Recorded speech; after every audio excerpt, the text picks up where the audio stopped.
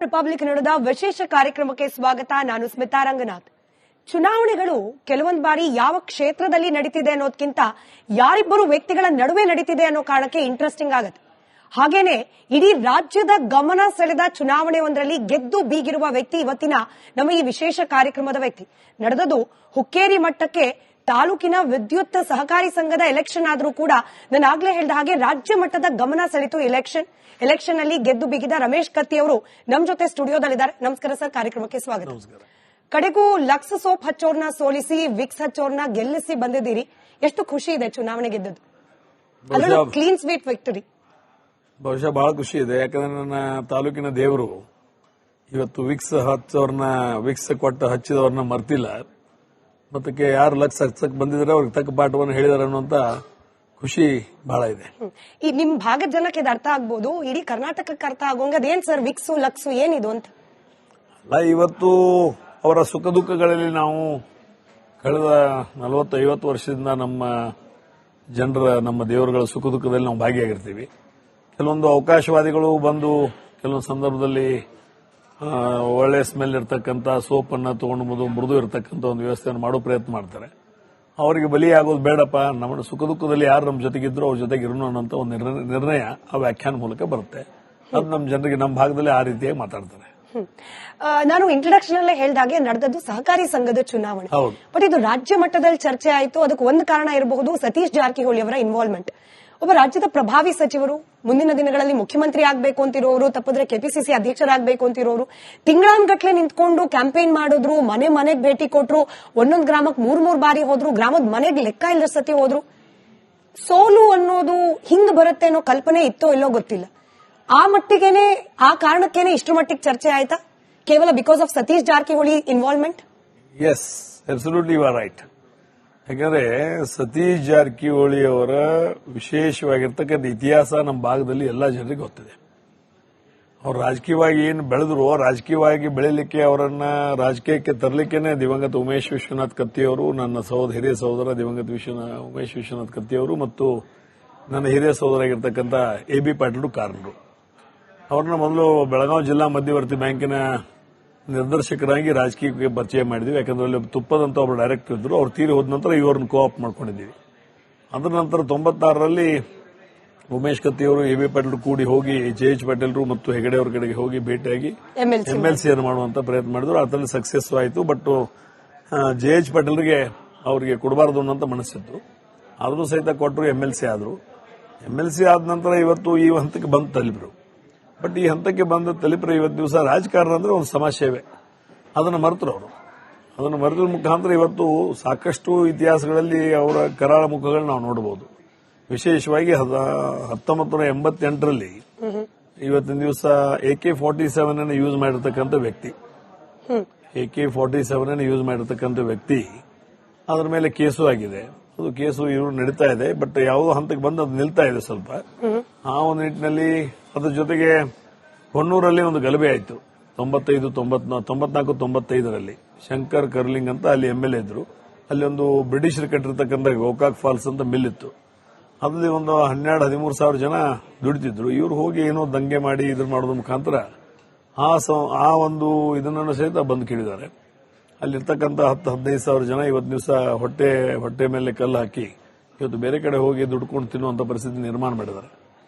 ಅದ್ರ ಜೊತೆಗೆ ಘಟಪ್ರಭಾ ಸಹಕಾರಿ ಸಕ್ಕರೆ ಕಾರ್ಖಾನೆ ಅಂತ ಇದೆ, ಅದನ್ನು ಸಹಿತ 20 ವರ್ಷದಿಂದ ಯಾರು ನಡೆಸ್ತಾ ಇದ್ದಾರೆ, ಅದಕ್ಕೆ ಮೆಂಬರ್ ಎಷ್ಟು, ಅದ್ರ ಬ್ಯಾಲೆನ್ಸ್ ಶೀಟ್ ಎಲ್ಲಿದೆ, ಅದ್ರ ಲೆಕ್ಕ ಪತ್ರ ಏನೇನೂ ಇಲ್ಲ.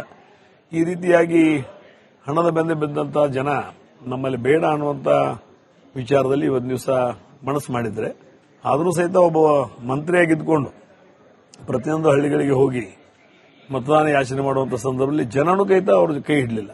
ಜನನು ಆ ಊರಿನ ಜನನೇ ಬರಲಿಲ್ಲ. ಅವ್ರ ಭಾಗದ ಜನರನ್ನು ಕರ್ಕೊಂಡು ಬಂದು ಕಾರ್ಯಕ್ರಮ ಮಾಡಲಿಕ್ಕೆ ಪ್ರಾರಂಭ ಮಾಡಿದ್ರು. ಈ ಒಂದು ನಿಟ್ಟಿನಲ್ಲಿ ಒಮ್ಮೆ ಹಣದ ಹೊಳೆಯನ್ನು ಹರಿಸಿದ್ರು. ಯಾಕಂದ್ರೆ ಸರ್ಕಾರ ಅವ್ರದ್ದಿದೆ, ಪೊಲೀಸ್ ಡಿಪಾರ್ಟ್ಮೆಂಟ್ ಅವ್ರ ಕಡೆ, ಪೋಲಿಂಗ್ ಡಿಪಾರ್ಟ್ಮೆಂಟ್ ಅವ್ರ ಕಡೆ ಇವತ್ತು ಹಣದ ಹೊಳೆ, ಹೆಂಡ, ಇವತ್ತು ಗುಂಡಾಗಿರಿ ಎಲ್ಲರನ್ನ ಕರ್ಕೊಂಡು ಬಂದು ಸಾಕಷ್ಟು ಒತ್ತಡ ಮಾಡಿದ್ರು ಸಹಿತ ನಮ್ಮ ಸ್ವಾಭಿಮಾನಿ, ನಮ್ಮ ತಾಲೂಕಿನ ಜನ ಇವತ್ತು ದಿವಸ ಸ್ವಾಭಿಮಾನಕ್ಕೆ ಯಾವುದಕ್ಕೆ ಬಗ್ಗದನೆ. ಬಟ್ ಸಾಫ್ಟ್ ರಾಜಕಾರಣ ನಿಮ್ ಕಡೆಯಿಂದ ಆಯ್ತಾ?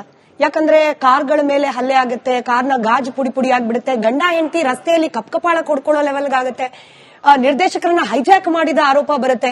ಸೊ ಇದೊಂದು ಚಿಕ್ಕ ಚುನಾವಣೆ ಆದ್ರೂ ಕೂಡ ಅಲ್ಲಿ ಸಾಫ್ಟ್ ರಾಜಕೀಯ ಎರಡೂ ಕಡೆಯಿಂದ ಕಾಣಿಸೋಕ್ ಸಿಗ್ಲಿಲ್ಲ. ವಿಶೇಷವಾಗಿ ಹೇಳ್ಬೇಕಂದ್ರೆ ಅದು ಹೆಂಡತಿ ಅದು ಹೊಡೆದಿದ್ದ ವಿಷಯ, ಆ ಮದಿಹಳ್ಳಿ ಅನ್ನುವಂತ ಊರು, ಅವರ ಗಂಡನನ್ನ ಕಿಡ್ನಾಪ್ ಮಾಡ್ಕೊಂಡು ಹೋಗಿದ್ರು ಸತೀಶ್ನ ಕಡೆಯವರು.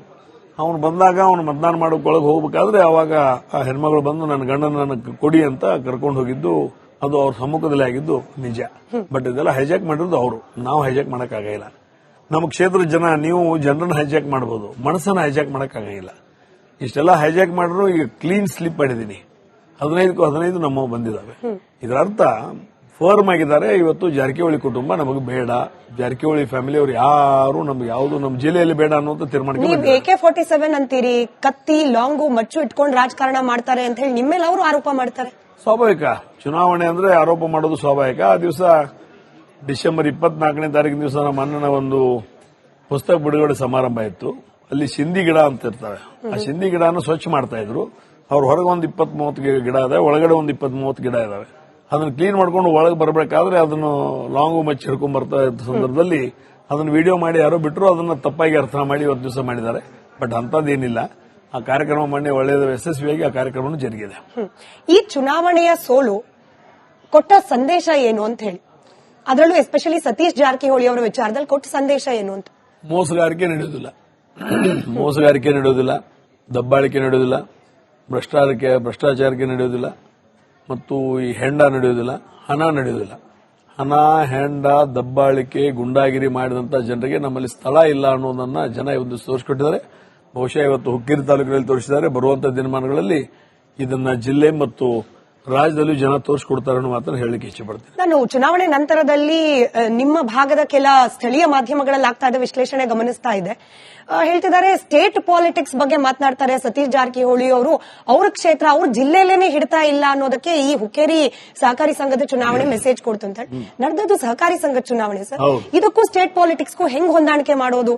ಇದು ಲೋಕಲ್ ಲೆವೆಲ್ ಅಲ್ಲಿ ನಡೆಯೋ ಚುನಾವಣೆ, ಸ್ಟೇಟ್ ಪಾಲಿಟಿಕ್ಸ್ ನಡೆಯೋದೇ ಬೇರೆ ಸಿಮಿಟ್ರಿ ಮೇಲೆ. ಹೌದು, ಆ ಒಂದಿಲ್ಲಿ ಒಂದು ಸಹಕಾರಿ ಕ್ಷೇತ್ರದ ಒಂದು ಚುನಾವಣೆ ಇದ್ದಂತ ಸಂದರ್ಭದಲ್ಲಿ ಇವತ್ತು ದಿವಸ ಸ್ವಾಭಾವಿಕವಾಗಿ ಚುನಾವಣೆ ಪ್ರಕ್ರಿಯೆಯಲ್ಲಿ ನಡೀತಾ ಇದೆ.